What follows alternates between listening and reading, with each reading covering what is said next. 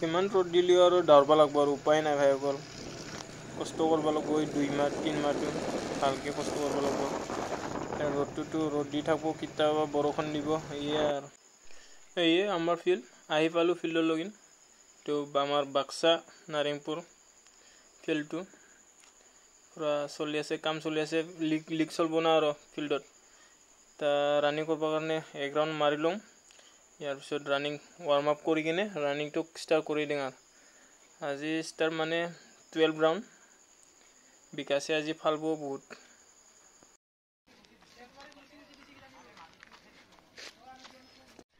এই ৰ'দত দাউৰি দাউৰি শুকান মাছৰ নিচিনা হৈ গেল না বিকাশ পুৰা চেষ্ট নোহোৱা হৈ গৈছে আৰু